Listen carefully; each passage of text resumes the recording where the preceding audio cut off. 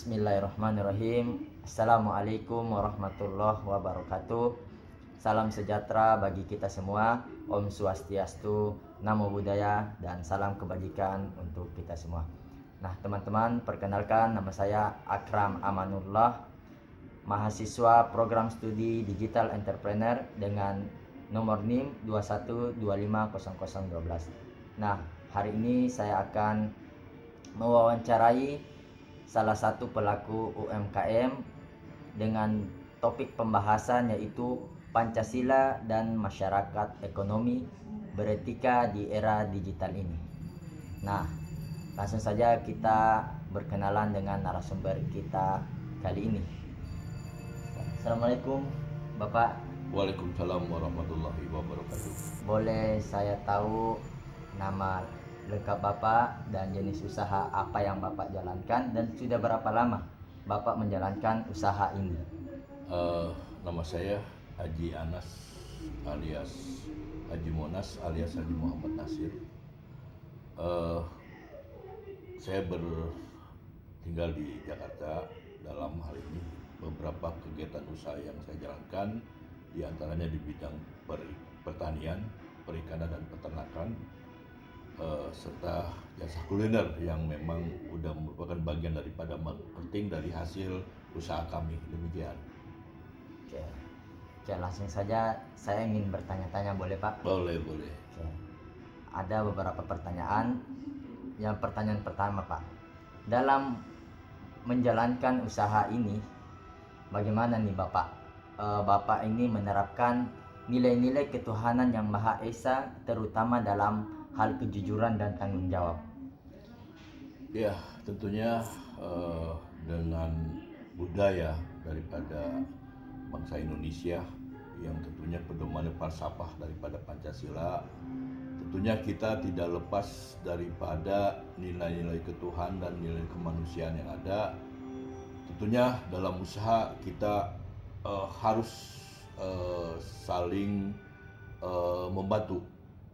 Itu saja sebetulnya, demi untuk kesejahteraan masyarakat semuanya. Oke, Pak.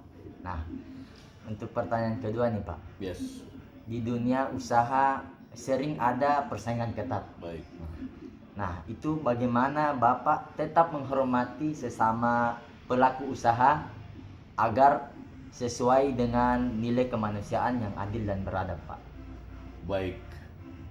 Kebetulan usaha kami adalah usaha yang tidak berbenturan kepada hal-hal apapun itu. Karena dasar kita adalah memperkuat ekonomi kearifan lokal, budaya setempat. Salah satu contoh di era digital ini kan luar biasa persaingan. Tapi kalau untuk pertanian, perikanan, dan peternakan, saya rasa tidak ada saing, kecuali kita bagaimana meningkatkan kualitas daripada hasil yang akan kita pasarkan ke masyarakat luas. Demikian. Oh iya, berarti di sektor yang Bapak jalankan usaha ini, alhamdulillah tidak ada persaingan yang secara ketat ya? Tidak ada, namun kualitas yang harus selalu kita jaga dan kita tingkatkan. Wah, benar sekali itu Pak. Okay. Nah, untuk pertanyaan ketiga nih Pak. Yeah. Di era media sosial seperti sekarang ini, apakah Bapak lebih memilih bersaing atau berkolaborasi dengan pelaku UMKM yang lain? Dalam hal ini kita lebih berkolaborasi dengan UMKM lain, karena kita tetap sama-sama. Artinya kalaupun ada persaingan untuk bagi studi banding untuk meningkat kualitas bersama-sama. Ya. Demikian. Oh iya. Benar sekali Pak.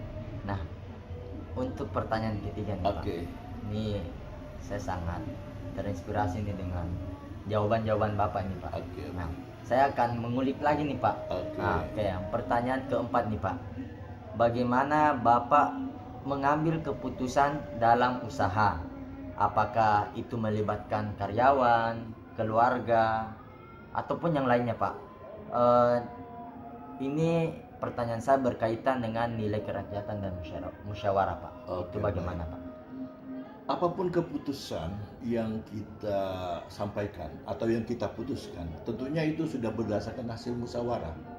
Sebagai pemimpin kita tidak secara otoriter, karena ini usaha kerakyatan, kemasyarakatan. Karena dari rakyat oleh rakyat untuk kita semua. Saya hanya memanage bagaimana membina masyarakat itu untuk secara bersama-sama berkarya dalam membangun ekonomi masyarakat secara global. Mengingat banyak sekali persaingan ekonomi global. Itu tidak bisa kita putuskan sendiri kecuali atas dasar daripada musyawarah dan kesepakatan bersama. Itulah yang akan saya putuskan. Demikian. Oke. Untuk pertanyaan yang terakhir nih Pak. Oke.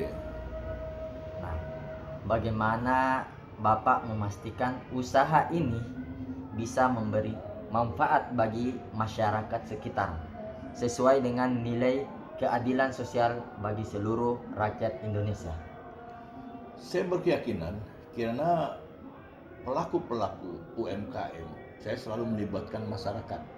Jadi secara tidak langsung apa yang dilakukan masyarakat itu berimbas kembali kepada hasil apa yang diperbuat. Jadi secara otomatis sebelum pihak atas mendapat keuntungan, masyarakat udah lebih sejahtera lebih dulu. Karena hasil langsung itu dilihat dan dimanfaatkan untuk masyarakat sekitar, terutama bawahan dan karyawan kami itu sendiri. Demikian.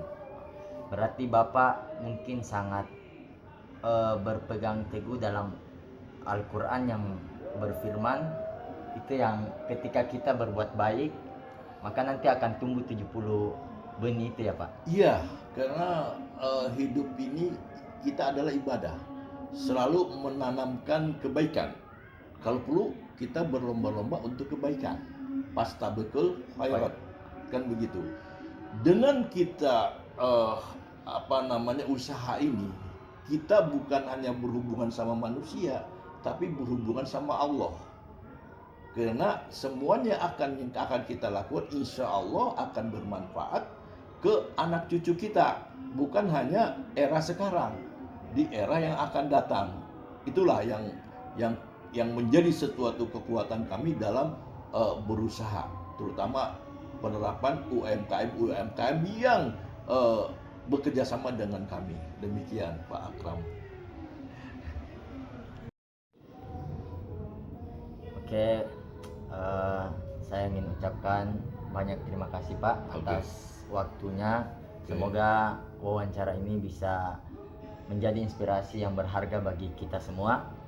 Karena dalam wawancara ini teman-teman, kita belajar bahwa nilai-nilai Pancasila bukan sekedar teori di buku, tapi pedoman nyata yang bisa kita terapkan dalam bisnis, mulai dari kejujuran, kemanusiaan, gotong royong, musyawarah, sampai dengan keadilan sosial. Nah, semoga kisah ini atau wawancara ini bisa jadi inspirasi untuk berwirausaha dengan etika dan tanggung jawab sosial di era digital saat ini. Semoga menjadi inspirasi bagi kita semua dan khususnya generasi muda zaman sekarang kita ini. Terima kasih banyak. Wassalamualaikum warahmatullahi wabarakatuh. Waalaikumsalam warahmatullahi wabarakatuh.